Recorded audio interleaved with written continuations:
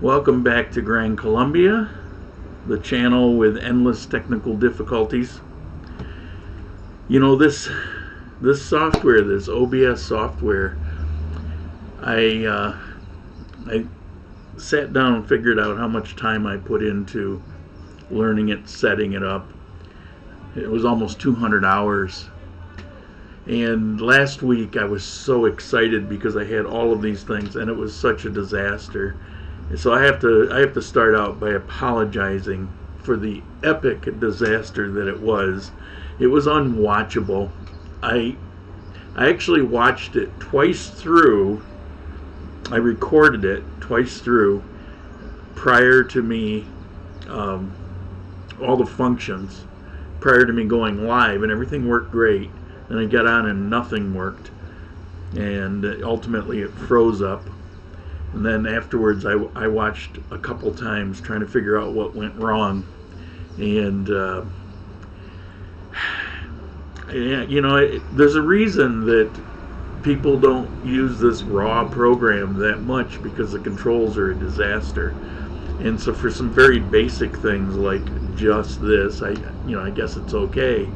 But the minute you start introducing things that need to use the controls, apparently it goes haywire, which apparently is why a lot of companies make a lot of money selling controls. The basic nuts and bolts of this program, by all accounts, is good. People can work off it. It's the controls that are horrible. So if you want free, you get what you pay for. But anyway, assuming that you can hear me and that the sound is okay and that you can see me and I'm not frozen and that I'm actually showing up live on YouTube, the purpose of this channel is for me to discuss all things now Colombia, previously Ecuador. I lived in Ecuador for 3 years. I've been living in Colombia now for the second time for about 1.5 years, I guess. We're getting up to about 1.5 years, and I spend a lot of time digging for information instead of just being here. It's my hobby. I love history, and I make friends and I find out everything that they know. I pick their brains, and then I try to bring that to you so you get some sense of all good. At least you and me, we're here. So you get some sense of what life is like here in Colombia and previously in Ecuador. And so when I get through topics that came up during the week, then we go to a question and answer.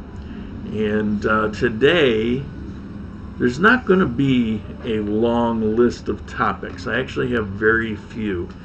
I'm kind of running out of things that I can do here on my balcony. Let me show you. Today's a little overcast.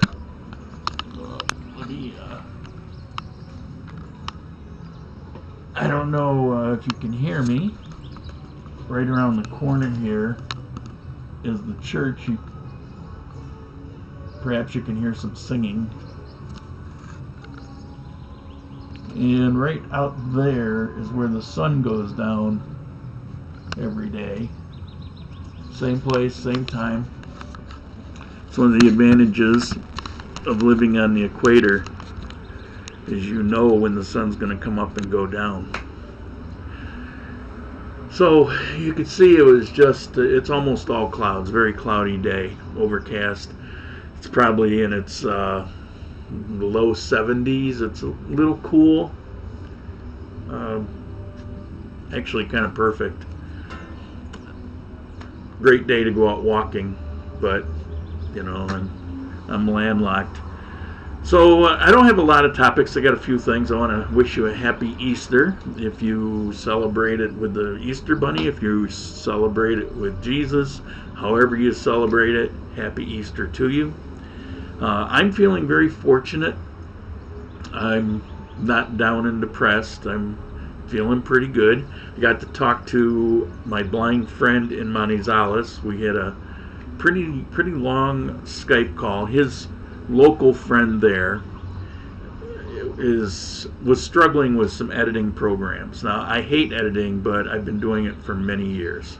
You just wouldn't know it from my videos. I hate it with a passion. It would be like working on an assembly line.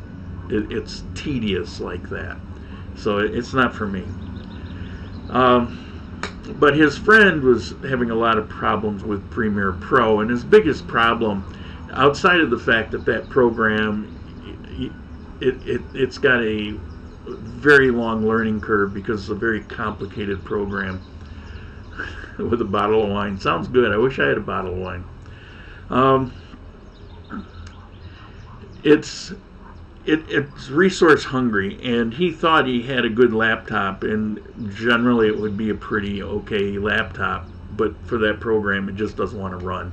So we discussed that, and he put another program on, and I walked him through some of the basic controls and features, but he noticed that program worked like that. So that was a fun, interesting conference call, and it was nice to see my friend again. He couldn't see me, but I could see him. So that was nice. Okay, I want to start off today. First of all, I'm going to give you a tip. I've been asked a lot of questions about cooking, and they want cooking segments. I don't know about that. I mean, I'm no Alton Brown, but I am going to give you a tip. Here and in Ecuador, you tend to get fresh eggs. And when you peel them, you're going to notice a couple differences. First of all, the shells can be deadly. They're thicker, and if you're not careful, you can slice yourself. It reminds me of like a ceramic knife. They're thicker and very sharp. You want to be careful. Second thing is, fresh eggs, if you hard boil them or soft boil them, they're so much harder to peel. When you peel an egg and it kind of sticks and you're taking it piece by piece, and some people say put it in cold water and all, they have all these things, but it's always going to stick. The best you can do is never use cold water. That'll actually cause it to stick. You want to put it in like room temperature water, just to cool down enough to handle them, and that works about as good as it's going to work. But the fresh eggs, it's going to stick. There's no way around it. You're just going to have to deal with it. So get used to it. The only thing you could do is maybe buy your eggs and let them sit around for a couple weeks. I will tell you one more thing about eggs down here. Now, I buy the eggs in the store that are already washed, and I can take them home and refrigerate them. But most of the eggs you're going to buy in South America, actually, there'll be poop on them. They're unwashed, and they leave them out. And here's the thing: you can leave those eggs out for a period of time, not forever, and they'll stay good. But gringos come down here, we come down and we say, well, I don't want it sitting around with poop on it, so we wash it, right? And then we're going to be like the locals, and we're going to leave it out. Then it's going to spoil, because there's a coating on the eggs that allows you to leave it out and not spoil. And when you wash it, you remove that coating, and now they have to be refrigerated. So if you're going to wash your eggs, you put them in the refrigerator, or you can leave them out. Now, I buy them. In Ecuador, I didn't really have the option, but here, actually, I think there was a branded Super Maxi. But here, you can just go to any grocery store, and you can buy either way. And I buy the ones that are just already washed, and I just bring them home, and I put them in my refrigerator, and everything's fine. And 10-minute boil in vinegar and salt, then cold water for 10 minutes. It works. Yeah. What I'm saying is the fresh eggs will be different than the ones you buy in the United States. In the United States, unless you're going right to a chicken farm, there are built-in delays, and by the time you buy them, I mean, it's not that they're bad, but they've been out long enough from the chicken that all these little tricks work well. But when you're getting fresh eggs, so that you have eggs within the last few days, which is usually what I end up getting, those can be very difficult. But the longer they stay in your refrigerator, the easier it becomes to peel. I like deviled eggs, and I like egg salad sandwiches. So I do it, not constantly, but, a few times a month. So I just thought I would share that tip. Now, one more tip on the food when we get off the food is the flour. Now, in the United States, when you go out and you buy flour, you can buy bread flour, you can buy cake flour, you can buy all-purpose flour. And here you can buy that, but you want to be careful, because when you go up to buy flour, flour is flour, right? But you want to look at the package. Some will have included baking powder. It's just a norm. And sometimes there's more of that than there is of the regular flour. And then you can get just the regular flour. So if you says cone, hornado, Pavo, hornado, something, cone is with. You don't really want to get that. Happy Easter. I have a place in Finlandia. Nice. I like Finlandia. I actually prefer it over Salento. I know that's sinful to say, but everybody seems to know Salento and not so many know Finlandia. And there's something about Finlandia, the way it's kind of built up on a plateau, and you go out around the edges of the town, you kind of look down at these rolling hills. I really like that. Salento, it's kind of, I don't know, it's just kind of built here, and there's hills up above you, and it's beautiful. And I like Salento, but I don't know, I go to Finlandia and I just think it's like a little bit better. Little tiny bit better. I bought this hat in Salento. I was looking for a particular hat, and I just wasn't finding it anywhere, and I took some friends to Salento, and we're walking around, we're talking about something, and out of the corner of my eye, I said, wait, whoa, that's that hat I've been looking for. Let me go look at that. And, we negotiated it down, so I only paid twice as much as it was probably worth, but, I got this hat. And it's actually a pretty nice hat. It's a good quality hat. Hey, Robert, how you doing? You were with me when I bought this hat. Okay, so, yeah, and you were there when I was struggling. Should I buy it? Should I not buy it? I don't. To me, this is an extravagant purchase. And, it's like, I really have to watch my money. And yes, you can live great in Colombia for $1,000, but it doesn't mean you're going to have a ton of extra money to go out and waste. And you can do it once in a while. So this was a splurge. It was a splurge for the month. And I was tortured over to buy it or not. I think I might have even gone in and out of the shop a few times. And Robert was there with me. And he's probably looking at me going, what, it's $20 or $30 or whatever. I don't remember how much it was, but if you want to just buy it, it's like, yeah, you don't understand. But, he's still living in the world of the rich. So, all right, so, that's a tip on the flour.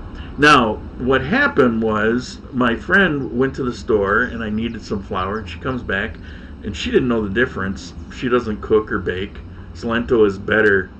I don't, better or no better. I mean, I prefer Finlandia a touch more. I have to say one is better than the other, because, I mean, how do you quantify that? You can't tell me really how it's better, because I could counteract it with things in Finlandia. That's a subjective opinion. And I'm not saying Finlandia isn't awesome. I'm just saying that for me personally, I like Finlandia just a touch more. Salento has some things that Finlandia doesn't, and vice versa. So anyway, it's not a debate on that. So on the flour, so she goes and buys me the flour, and she comes back and it's got the baking powder in it. And I'm going, oh crap, I don't really make biscuits, and it's perfect for that. And so I'm thinking, what am I going to do with this? You don't really want to make pizza dough or bread with it like that. I've tried it when I bought it by mistake the first time in Ecuador, and you can get by. It just doesn't work real well. And so I'm thinking, what can I do? And so this is what I did.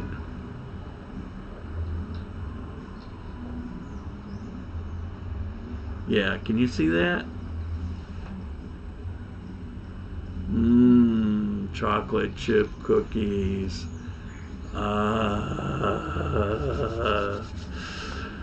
Most apartments you've seen don't have oven. That's true. Mine doesn't either.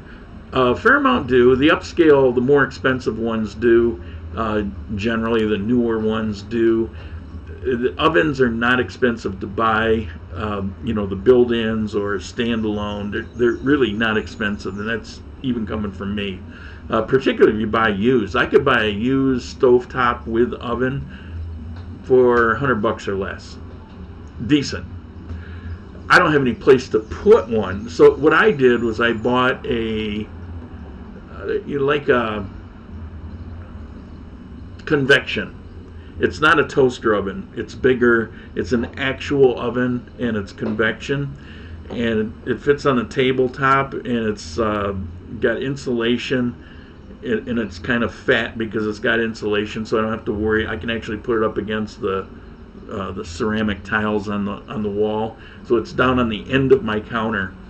And I can fit in a lot of things. It has a built-in chicken rotisserie. It was on sale, and I bought it for 50% off. It was a discontinued model. I forget what brand. It's a U.S. brand, probably made in China or Vietnam or something. But it's been good. It's been real good. Too much gringo pricing in Salento. There's no such thing as gringo pricing. I know you're going to think I'm crazy, but I've talked about this before. The gringo pricing is in your gringo mind. It's tourist pricing. Most of the people, by far, the vast majority, where they make all their money are people from Colombia, mostly from Bogota, that go to Salento. Or people here in Salento. And guess what? It's gringo pricing if it's priced specially for you. And they don't have prices specially for you. It's priced for tourist. It's tourist pricing. So that's the deal there. I didn't mean to come down on you. It may sound harsh, but I just hear that all the time, and it's kind of offensive to people here. It's equal opportunity price gouging. And if you go to Disney World and you buy a baseball hat with something on it, you can pay as much as $40-50, and you could buy that same hat for $10 or less somewhere else. Are they gringo pricing? I mean, it's tourist price. But it is too commercial now. Most apartments I've seen don't have ovens. Yeah. Would you say the overall quality of food in Colombia is healthier, less pesticides than the U.S.? Well, I think it's very misunderstood about the food in the U.S., and I was a strong believer of this idea that the food chain in the United States is contaminated until I lived in Ecuador for a while, and I began to appreciate how food is handled. And when I was in the United States, the only thing I really knew about the food chain in the United States were some things that I heard. I saw a couple gotcha videos or movies that were made, like documentaries. And so I just bought right into that. And then when I got to Ecuador and I found out about some horrific practices there and about the DDT that they use and chemicals that are actually outlawed in the rest of the world, and they use them there, and there's no regulations, and they use gray water, and that's why you have all these parasitic problems. So I started digging into some information, not only to see there, but that's when I learned more actual information about the United States and came to appreciate the food chain in the United States that's actually very safe. And a lot of the things that they do there are so misunderstood and so twisted out of proportion as to the reality of what it is.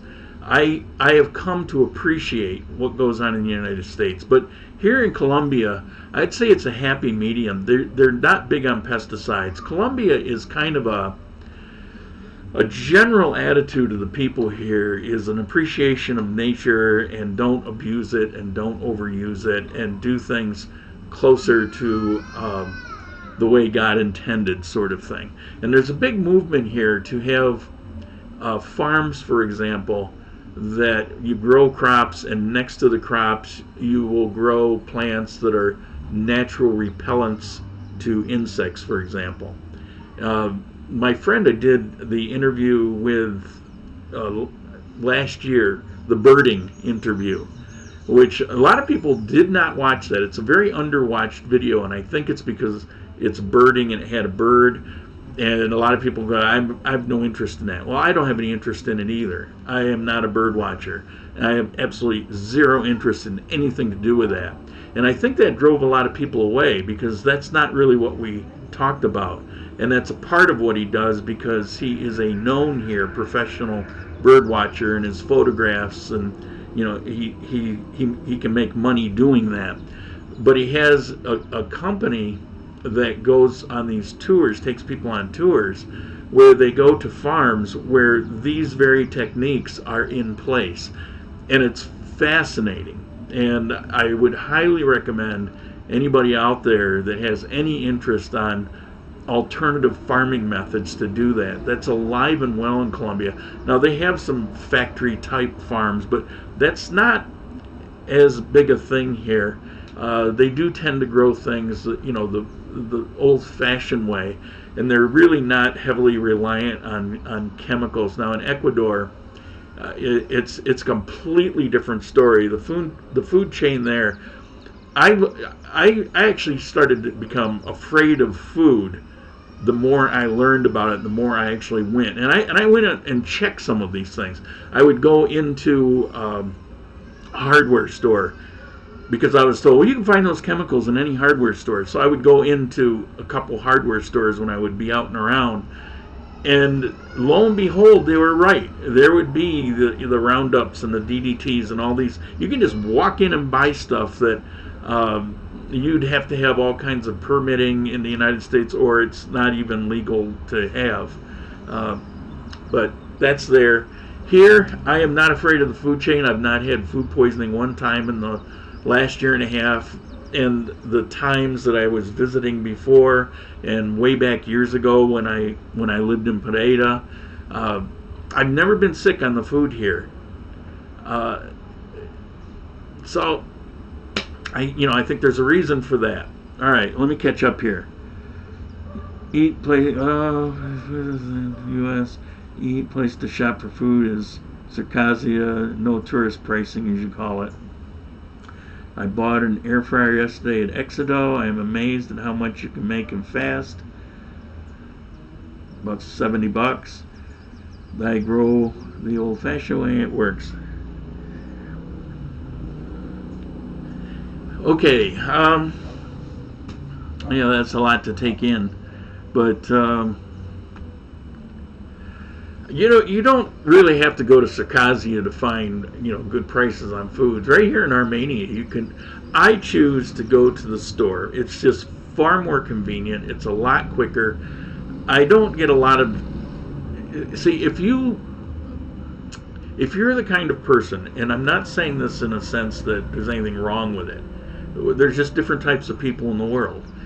If you are the kind of person who enjoys taking your morning, your afternoon, or both, and going to this shop or that shop, or to this little outdoor place and this little outdoor place, a lot of people love that. They enjoy the shopping. They'll go from store to store looking at things. I did a video.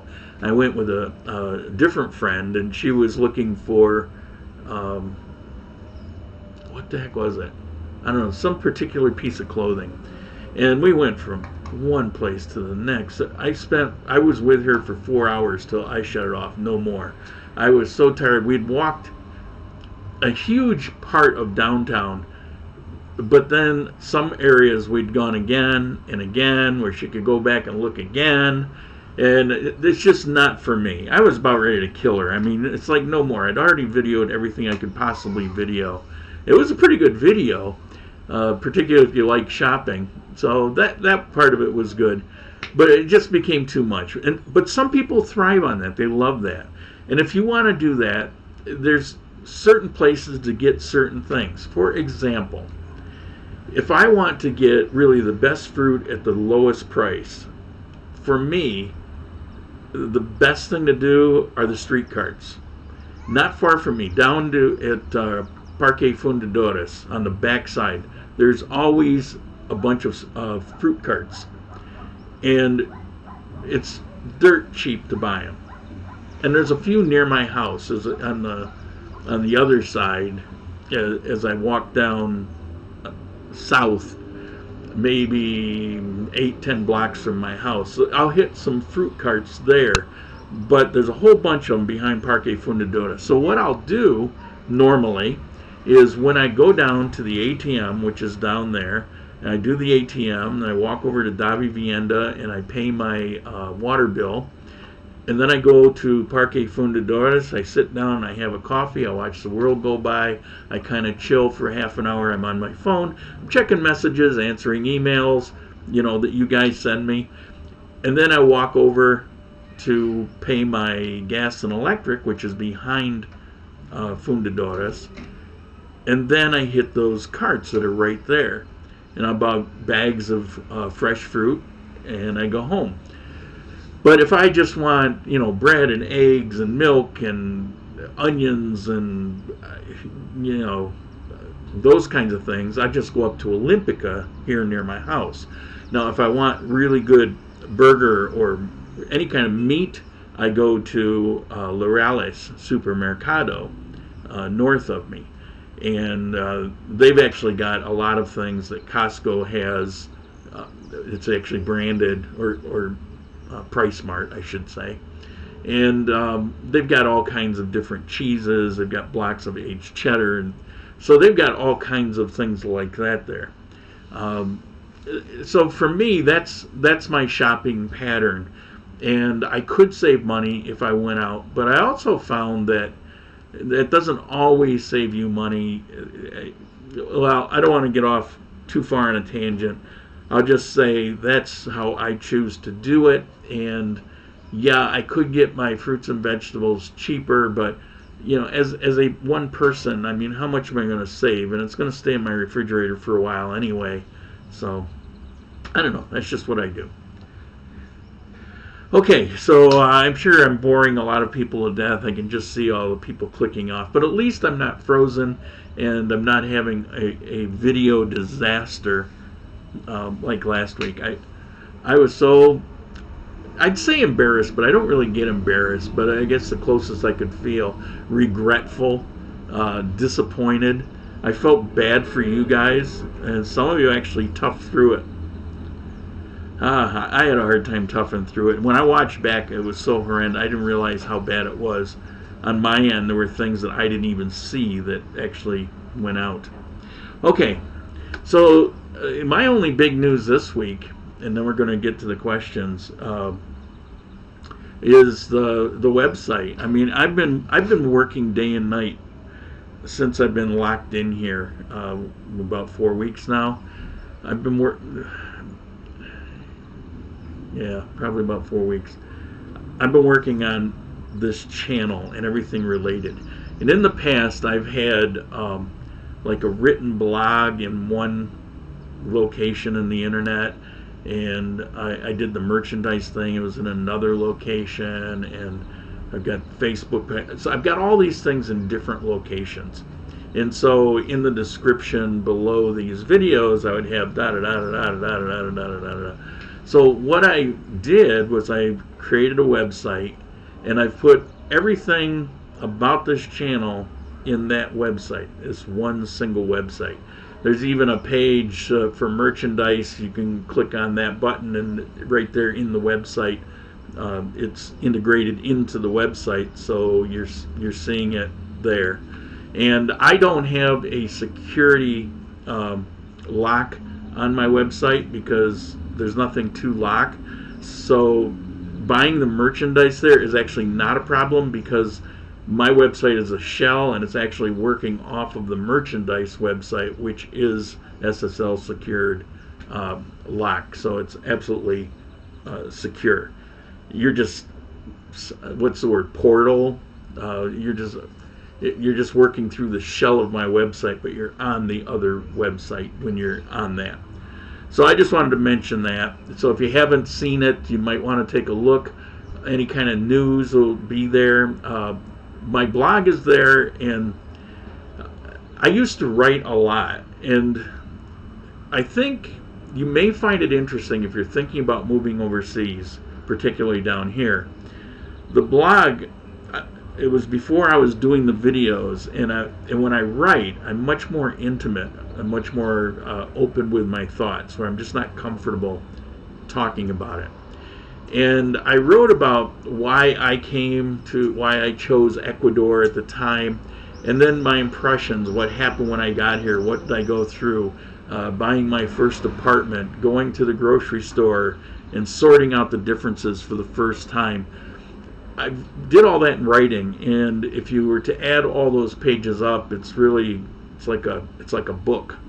There's a lot of information there, but it's more of, okay, so today I went out, kind of storytelling. And one of the things that I actually look back at, and I actually appreciate how I wrote it, was a series of 4 or 5 blogs of one of my trips to Armenia, Colombia, and my impressions on various topics and things like that, and why I kept coming to Armenia. So that's all in there. It's there to be seen, and it's all in one place. And I was tired of going to all these different locations to do updates, and it gets confusing, and what was my password, and so now it's all in one place. I can just do it all there. The last thing, because I think that was the last thing. The last thing I just want to mention is it's nothing to do with Colombia in general, but people are talking about this $1,200, and am I going to get it? And if I'm on Social Security, then how would the IRS know how to send it to me? And am I eligible for it? And all of that. And here's the bottom line, if you don't already know. Yes, you will get it if you've been drawing Social Security prior to this year, and this year inclusive, but in 2019 and back, it will automatically come to you through the Social Security website, even though it's handled by the Treasury Department. That's how they're doing it. They have the database, and it's just going to show up in your bank. Part of the confusion was they didn't know how they were going to handle it earlier, and some Republican senator came out and said, what about the people on Social Security? And so they established a simple path, so we didn't have to do anything. So that's pretty sweet. But prior to that, they're saying, well, it will go to whatever bank you filed your taxes with, and if there's nothing there, then they're going to mail it. Well, that's problematic to all of us living down here, because, well, chances are I'll never see it then. Getting a paper check here, it's an issue.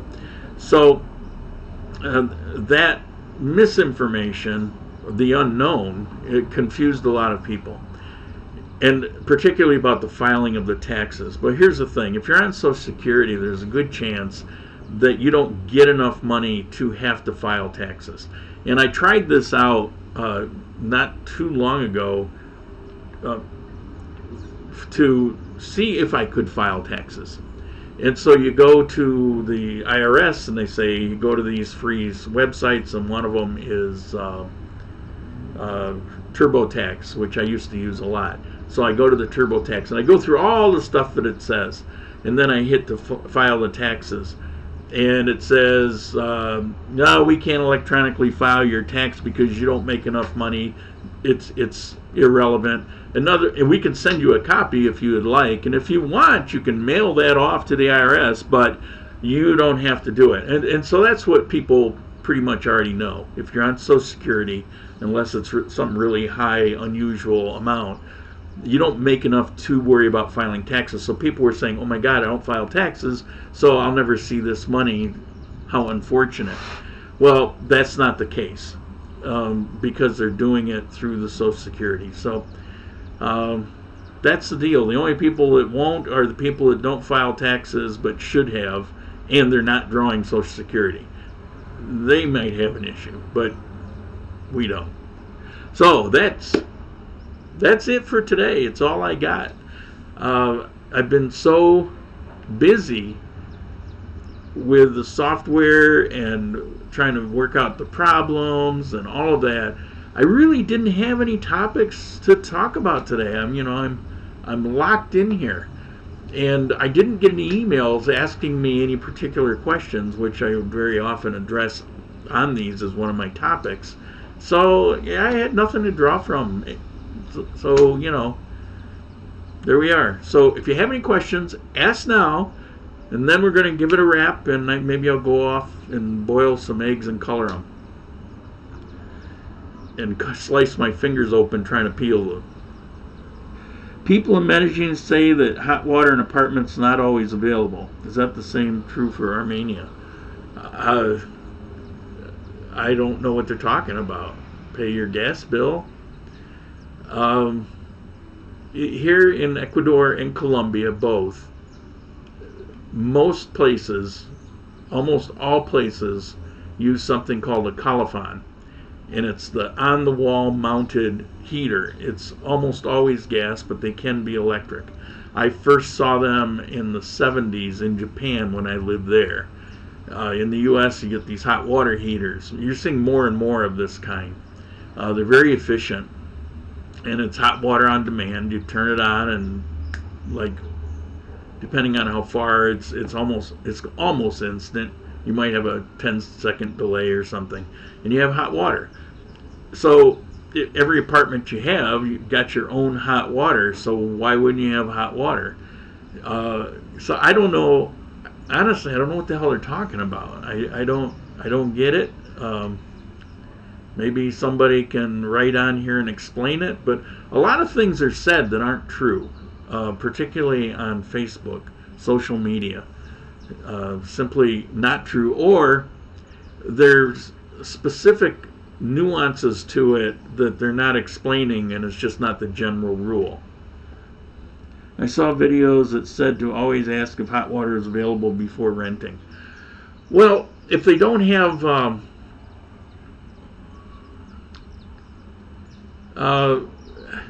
it doesn't hurt to ask, but I don't know. I go back to, it's kind of crazy. Now, if you're talking about a hotel, that could be true. Maybe they just don't want to pay the expense. I will tell you that when I lived in Colombia, 2002, in Pereira, there wasn't hot water anywhere. I had to take cold showers every morning. That's just the way it was. They didn't believe in hot water. It was an extravagance. That was back when the economy was in the toilet. More than half of the people that existed were unemployed. It was a tough time. There was a lot of you couldn't leave your house without somebody trying to steal whatever you had. It was a shootout. So there were big issues then financially, and hot water just traditionally wasn't a thing. But we're long past that. You might go to an older hotel, and that might be the case still. You might find some older bed and breakfast that or B&B, Airbnb kind of place that it might still be like that. But in general, that's few and far between. The only places I really see that anymore, and I don't even see it, even that's converted, is some of these really old, cheap hotels that like $6 a night or something. But even those, they'll have those electric shower heads where the shower head will kick on. So I can't recall. And prior to me coming to Armenia, I've traveled all over Colombia, all over Ecuador. I've stayed in so many places, and it seemed like it was almost always hot water. I remember there was one place in Ecuador where the shower thing, it just actually had burned out. It wasn't functioning. So I don't know. I would say go ahead and ask, but I'm going to also say it's really not common to not have hot water available. Are there large community swimming pools available there? Yes, most places have big pools. Here, I know of two. One is free. One has a really small charge. One's at a sporting club not far from me. The other is at the University of Quindío. That's I don't know. I thought it was like twice as big as an Olympic pool, and there were some people here visiting me, and we were sitting on a balcony that overlooks that pool, or standing there, just showing in this area, and I telling them, and they said, no, it's Olympic, but there's like apparently two Olympic sizes. Because when I was in high school, we had a really small school. We couldn't have a football program, but somehow, some way, they had an Olympic-sized pool indoors, which was pretty awesome. So, I went through all of, school with an Olympic-sized pool, and this pool at Quindío is much bigger. But either they've changed the Olympics or there's like an Olympic-sized plus. But anyway, you see how I ramble? It's free down there. I think you just have to register, and the other one you pay. I don't know how much it is. Somebody told me, but it was a very small amount. But most places have pools available like that, public pools. How much longer for the stay-at-home order in Colombia? Ends the 26th. It was to end tomorrow. They extended it 13 more days to the 26th. So. And somebody made a comment, and I got kind of irked on I think it was the last video I did. He was nitpicking about some things when I was talking about the safety net programs, and he says, well, that's not everybody. I personally know somebody that's got 5 kids, and we have to bring them food because they don't have anything. I did mention some people fall through the cracks. Also, there are people here that are completely unaware of the program. I know a woman who has 3 kids. She's about 26, and she's been having a hellacious time. And we helped her, me and my friend. We got her some stuff, but she didn't even know about the program because I brought it up. It's like, well, why aren't you signed up on this? And she didn't even know it existed. Plus, you have people here, like in the United States, for example, you have people that are really struggling, but they won't sign up for welfare. They won't even sign up for food stamps. Well, that doesn't mean it doesn't exist. It just means that for their personal reasons, that's it. I never in my life signed up for welfare, but twice in my life, I could easily have signed after being out of my family, being on my own. There were twice when I certainly could have signed up for welfare, and it would have helped me for a month or two while I got back on my feet. And I could have signed up for food stamps. I just couldn't bring myself to do it. You have people in Colombia that are the same way. So this guy's getting on me about giving out bogus information. It wasn't bogus. I verified it, and I talked to somebody that actually works in one of those programs, and I know what I'm talking about. Otherwise, I wouldn't have said it. So I got a little miffed about his comment because it was just bogus. However, he did say something in there that was true that I didn't know about because it just happened. It just came out. And he posted that this morning. We had 2 days where you could go out to the grocery store, but there's been an extension from the 13th to the 26th. The rule has changed, where now you have 1 day during the week you can go to the grocery store, and Saturday and Sunday you're supposed to stay in. Now, you can still, if I've got an emergency and I have to go to the pharmacy or something, you can still do that. And here in Armenia, they've been pretty lax, because my friend tells me, because I haven't left my apartment. They're not really pushing hard, but then again, here everybody's pretty much doing it, so it's not an issue. And you have a lot of people that are out and around because they're in essential services job. They work at the grocery store, or they're driving trucks for the food deliveries and things like that. So all of that is what's going on, but they did change. He mentioned this, and I said, because I copped an attitude over his bogus stuff, and I goes, and you're wrong about that. It's 2 days you can go to the store. Well, actually, I was wrong about it. He must have seen it this morning. But, this is what twerked me about his comment, and I normally don't get reactions over these, but this one did, is he was talking about the elitists that make the rules and the elitists in the government and blah, blah, blah, blah, blah. It's like, shut up, go back to your Marxist manual. It's crazy. We've got such a hands-off, laissez-faire government style here that this is just, it's propaganda speak. It's not real, and what he was saying was bogus, and it just really annoyed me. But I do have to apologize if he happens to be watching, that he was right about they have changed it, but it's for a 13-day period.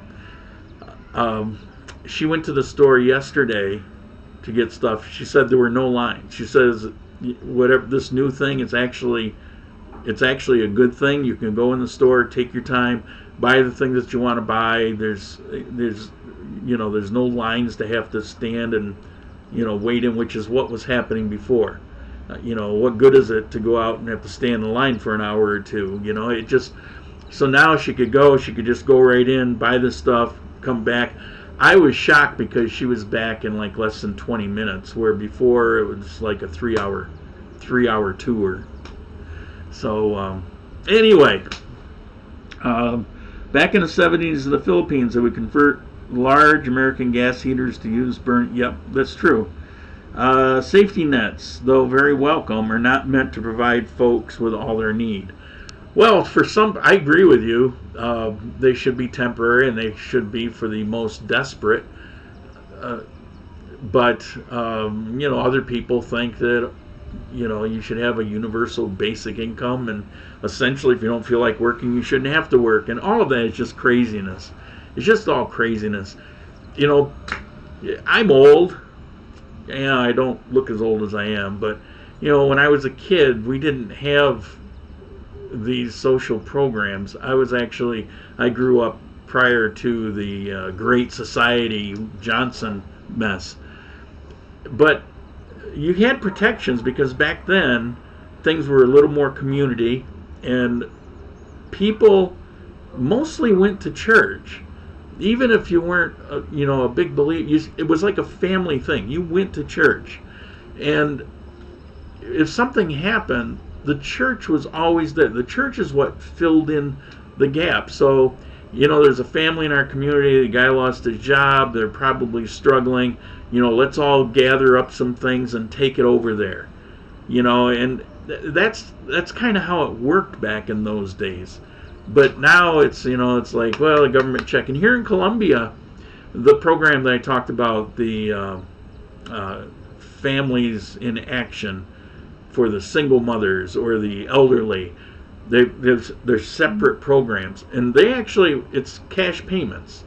Every month they receive a cash benefit. They sign up, they're eligible, they get this cash benefit, and with that they can pay their rent, buy their food, whatever it is that they do. So that's there, that exists. But if you're not signed up on that program, if you don't even know about it, then getting that money is never going to happen. It's never going to happen. And the food that he was complaining about, well, I never see him out giving out food anywhere. Well, it's because they're not doing it everywhere. I was talking about the volunteerism.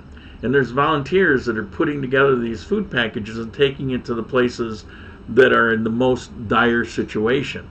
But it's a gift. It's not like you get to demand that they come to your house and bring it to your door. It's like they're gonna like that. So once you mentioned kid, do you have any children? My children are grown adults finishing up university.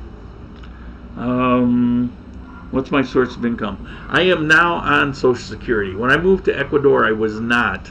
My source of income when I moved to Ecuador, I wasn't old enough for Social Security when I moved there. And I was making money online consulting. I have a certain expertise in business efficiencies, business production systems. I'm actually in a certain world. I'm actually known. I used to do appearances at these national and international conventions.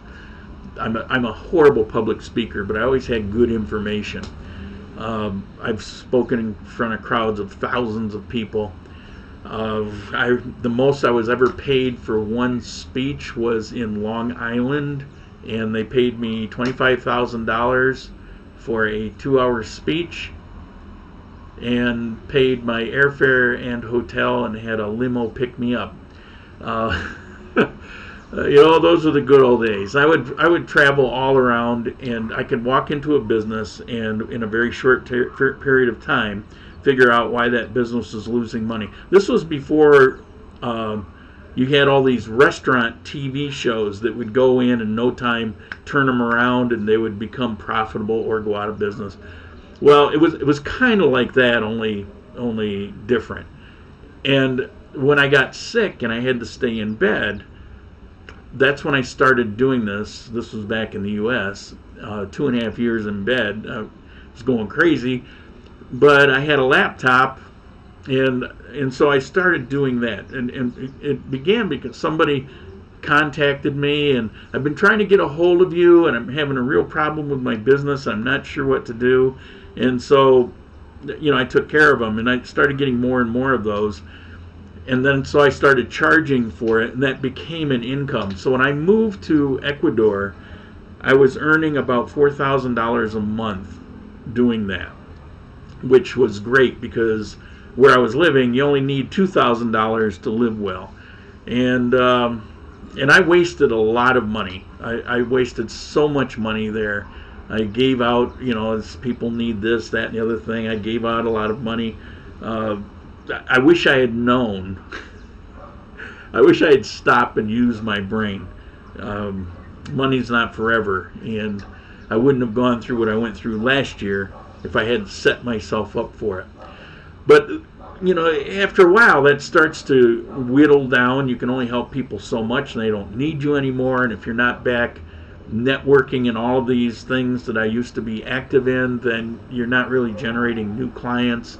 And so it just kind of whittled down, but at some point the Social Security kicked in, and so that was nice. But then it actually went down to zero, and then I had an issue with the Social Security, so I went a period of time where I had basically no money. Anyway, another tangent. Right off into a tangent. Churches Helping is now GoFundMe. You're right. Yeah, that GoFundMe and various things like that. You're absolutely right.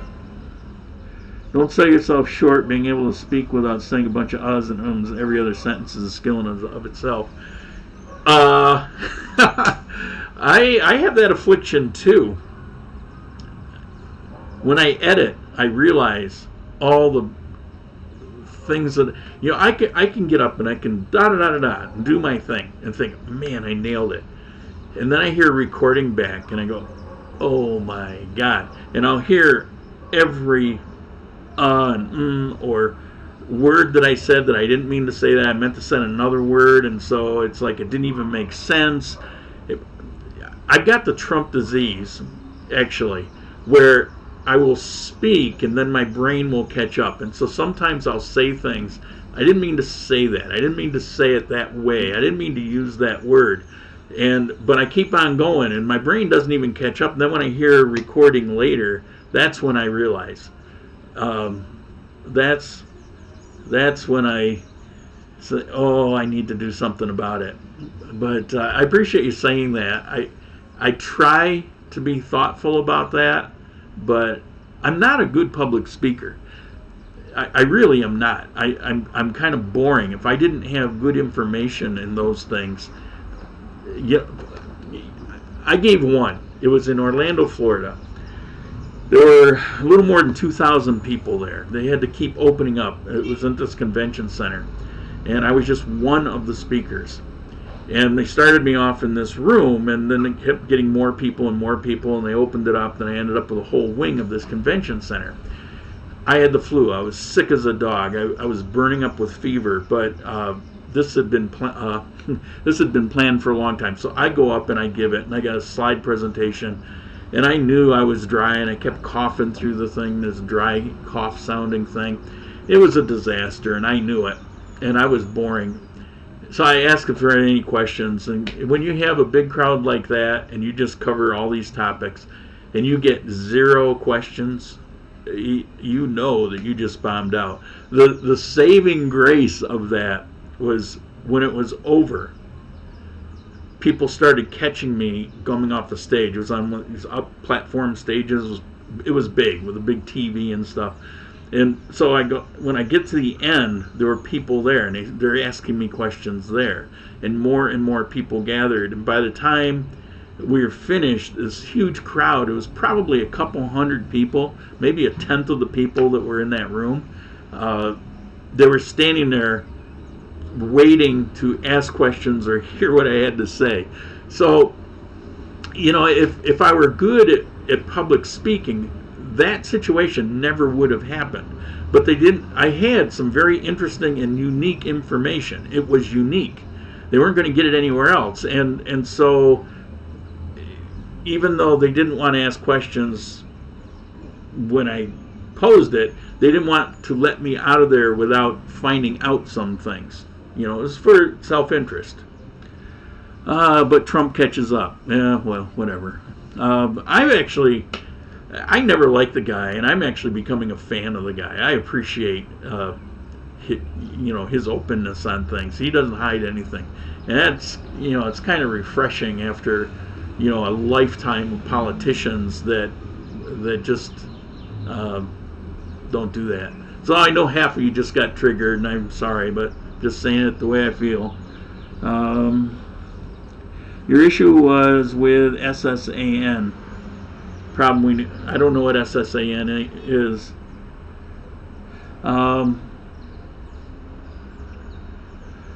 But Trump catches, I need to play after miss most of it. Okay. Everyone analyzes himself closer than everyone else, but you do a good job. I've tried it and stumbled through it, and every other word is by the way, Orlando is where I live. Social Security. Yeah, I got you meant Social Security. I just didn't understand the question you were asking. You were saying, was your issue with Social Security or was it personal? It was actually both. And it took about 2 months to resolve the Social Security thing. And it took about 4 months, a little more, to resolve, maybe 6 months, to resolve the personal thing. And so for a while, it was pretty hellacious. I was still doing the videos, and you don't know, because I talk about these things in general terms, but I don't really want to air some very personal things on here. I mean, it really doesn't matter. It doesn't matter to you how those things happen. It's just that I did go through that. And the only reason I really even bring those things up is because things like that can and do happen to people. And so I'm giving a caution. When you're in a country like Ecuador or Colombia or anywhere other than where you're from, there's no safety net for you. There would not have been a safety net here in Colombia for me had I gone to try to sign up, because while I had a short-term issue, I ultimately have an income, or I wouldn't even had a visa, right? So you're here, you're on your own, and things like that can happen if you don't have backup plans, which I do. But I have backup plan A, B, and C. I never planned for D. And D hit. Even when the Social Security went south for a little while, I was okay. I had some things planned, but it was a perfect storm, and all kinds of things occurred in a short period of time, and it wiped me out. And that's why I mentioned one time that I went a couple weeks eating breadcrumbs. I mean, it was probably good for me. I lost weight, and here I am putting it all back on.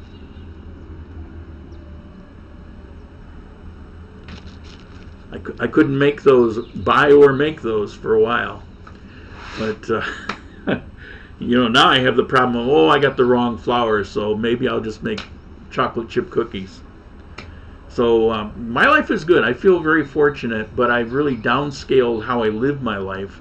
It's a much more streamlined, economic way to live my life. It is more localized type of living. Certain things I just don't want to give up, and so there'd be little extravagant things here and there. My big one is I've been saving my pennies, and I'm looking to get an old car. My recent dilemma on transportation, this is for videos to get out of Armenia. I can buy a almost new, awesome motorcycle that will be without problems or issues for a long time, or with the money that I have, the kind of car that I'll buy will be a car from like the 90s,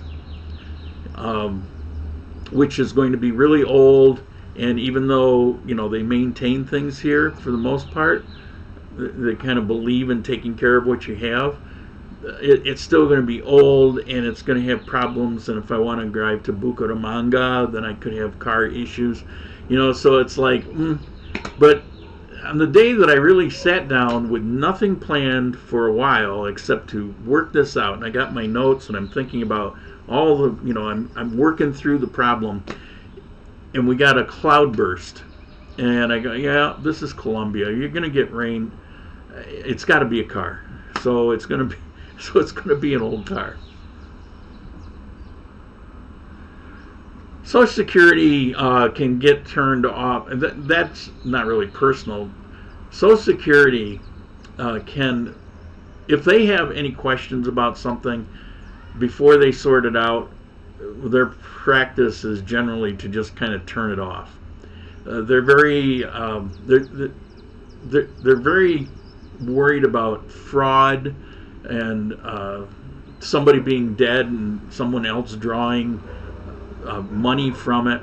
That's why one of the things I give you advice on is never tell the IRS that you've actually moved to another country. Always keep a legal address where you're from, and you're always on your extended trip in the other country. Because, let's face it, if I get cancer again, there's a good chance that I'll go back to the United States for my free coverage where the doctors, know my record and basically saved me the last time when I was supposed to die. So, and with the military, they'll actually pay my plane ticket, all expenses are covered. So I'll probably go back if that ever happens again. So, I'm here now, but that doesn't, who knows?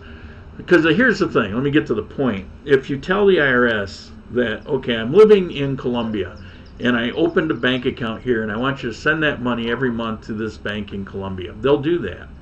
However, you now go into a different category where every year you have to obtain a form, which is not downloadable on the internet last I knew. I think the closest place is Costa Rica, but don't quote me. You'll have to look, because I don't do this now. So you have to get that form, sign that form, and return that form. And we all know how the mail service is. So it might be a 2-month, 3-month process to go through that. And then they turn you back on. But in the meantime, you didn't get paid for that. Where if you are just in the United States and you have an address in the United States, that never kicks in. You never have to do that. So that's why I tell people, don't raise that situation. Why create potential problems for yourself when there's no reason to do it? Have a U.S. bank, have a U.S. permanent address. Mine's at my stepbrother's or half-brother, and that's just the way it is. Stepbrother. Okay. Yeah, I'm sure, Robert, I want to answer you, but you've probably got a lot of people that could care less about this kind of stuff. But anyway, there's the answer. Any other questions? How are we doing? Wow. I turned in no topics into an hour. So I think it's time to wrap this up. I don't know who's here. I can't tell with this. Usually at least on YouTube, I can see how many people. But those who were here, I appreciate it. I appreciate the comments. Appreciate the questions. Life is good. I hope you're hanging in there. We're on the downside. We're about to come out of it. It probably was all bogus anyway, but who knows? I'll see you next time. Have a good Easter.